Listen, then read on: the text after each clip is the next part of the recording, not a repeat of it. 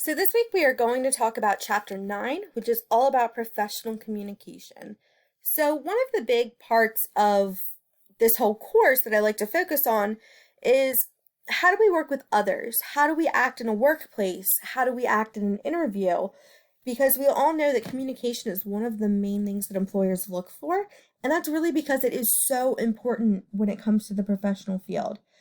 Usually, when I teach this class, this section is usually one of the favorites. I know a lot of you are business majors because it is a requirement for the business course. So I think a lot of this information is really important to you, not only once you get in the field, but also important right now because the Purdue School of Business does expect you to act in a very professional manner when you interact with your professors, your advisors, internship coordinators, all of that. So I really hope that you do take a lot from this chapter. So, what is professional communication? It really can be divided up into two pieces. There's workplace communication and organizational communication. So, workplace communication is the exchanges that occur among coworkers, managers, team members, committees, task forces within an organization, and that are aimed towards accomplishing company goals and objectives. Organizational communication is the process which members develop, maintain, modify practices through their communication with both internal supervisors, subordinates, and peers and external clients, customers, or stakeholders. So, to put this at like a more tangible example, you all know that I work at SU. I am an adjunct faculty in the communications department, and I'm also the advising coordinator for the education college. So an example of workplace communication would be during my staff meetings when I meet with other advisors and coordinators on campus. Usually those meetings have a certain goal in mind and we're trying to work together to achieve those goals. Also on SU's campus as a whole, there are different task force and committees such as, like, for example, I'm on one that is for diversity inclusion of the whole campus community. There's also task forces on budgeting and safety of the community, all of that. So, and those task forces are made up with a bunch of people from different offices, but we all work at SU and we all have the same goals in mind and we're trying to work towards the same objective. Now, an example of organizational communication would be, as a member of the SU community, I also work with the greater umbrella of the University System of Maryland. So that is all the public institutions in Maryland.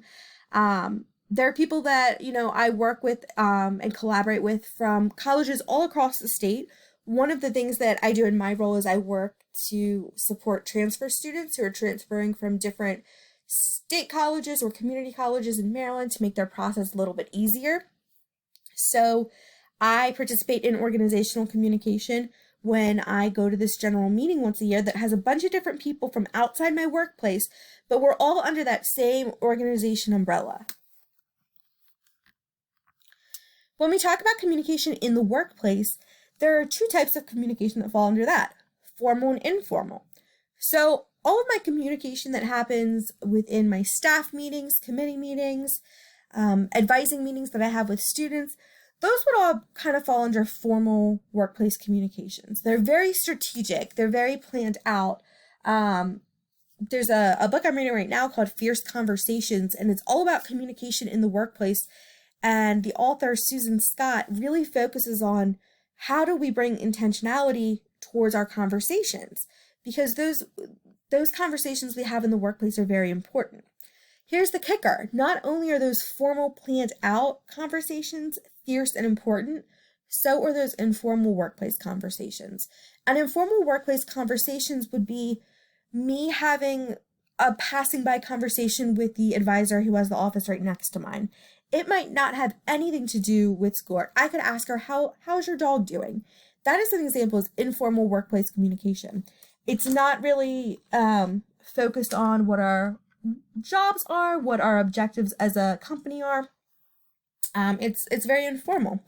However, those informal workplace communications are very important. That really directly correlates to what the morale and climate of your office is. And we all really want to work in a good environment. I don't think anyone wants to work in a place that's negative or anything like that. So I want to talk about office and communication climate a little bit more. So when I first started at SU as an advisor, this was about 6 years ago, um, the advising center just went over a massive change. It used to be that all students were advised by faculty members and there was a coordinator for each college, but we were all spread out over campus, so we didn't have a centralized location. So the coordinators that were there, they weren't really used to collaborating and working with others. Then all of a sudden, the campus kind of changed the way they were doing things, and they brought in 5 new academic advisors. And I came in as one of the academic advisors, and it's an entry-level position that requires a master's degree and experience. So not what we typically think of when we talk about entry level, but to be honest, it was my first professional job in higher education after my grad program. So I was fairly new, and so were all of the other new hires.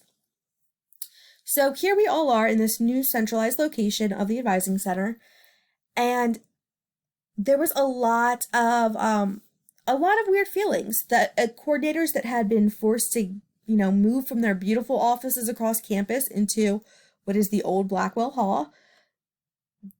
They weren't so happy about the physical space of it. They weren't necessarily happy about having a direct supervisor watching them all the time. They weren't excited about having a whole bunch of new people that they felt like they had to spend more time to help train these people. Then from the other side, as an advisor, we didn't really feel welcome. It was very clear that, the other people on campus in our department didn't necessarily want us there. They liked the way things had done before. They were very comfortable with it. So it made for a negative campus office climate. Did we overcome this? Absolutely. Was it quick? No. It probably took about a year of a lot of work for us to really understand what the other side was going through. And more importantly, it really taught us to watch our informal communications. People would say things in passing by like, oh, well, I didn't have to do this before you were here, stuff like that really didn't make the other person feel well. So communication climate really contributes to a supportive workplace, members feeling that their contributions are welcomed and valued. We know once people feel welcome and valued, they're much more successful, and as a whole, our office would be much more successful. We also talked about defensive communication before. So defensive communication is when, we're like defensive listening, when we're listening, but we're not truly listening, we're just hearing and getting ready to combat whatever they say. That works the same in communication climate. So defensive communication climate is a workplace where members feel that their contributions aren't welcomed and aren't valued. Therefore, they usually stop trying to contribute. Let's talk a little bit about roles. So we all, in an office and in a group setting, typically there are some stereotypical roles that are filled, and these are called role artifacts. So the artifacts focus on specific cultural roles that coworkers play within the workplace. So we're just going to go over these quickly because your book does talk pretty in detail about them. So the artifact of a hero would be the member that embodies the workplace culture and exerts influence. So that very positive person who really believes in the mission of the organization and they want to help move that forward. An outlaw is that person in the organization who doesn't follow the workplace rules and policies, but they do so because they have the organization's best interest at heart. So it's kind of the person that breaks the rules because they know that the rules aren't the best thing for the situation. High priest is an employee who guards and protects the company's values. I think this is a very important role in academia because, in my position, we really do have to believe that students need to earn their degree. We want you to walk away from here with all the rights and privileges that someone with a degree has. So really guarding and protecting what does it mean to have a degree is an example of a high priest. A storyteller would be the colleague who purposely tells stories to reinforce the cultural norms and rules. An example of this would be someone saying, oh, well, in the past we've done it this way, kind of leading to the this is the way it's always been done mentality, but it's really them justifying how something has worked in the past through stories. Whisperer would be the worker who has power to affect change, but is not the formal leader. So this is someone that acts as a leader, but they're not in a leadership role. And this is not necessarily a negative thing. They could be a very positive person who they have really gotten people in their office to follow them because they believe that they make good decisions and they have good ideas. And the Cabal member is a member that is interested solely in him or her self-promotion. So this is someone that's going to put themselves before they put the organization. That kind of is very much focused on the I rather than the them. All right, that is all for this screencast. I'm almost out of time, so I'm going to stop this and we'll come right back.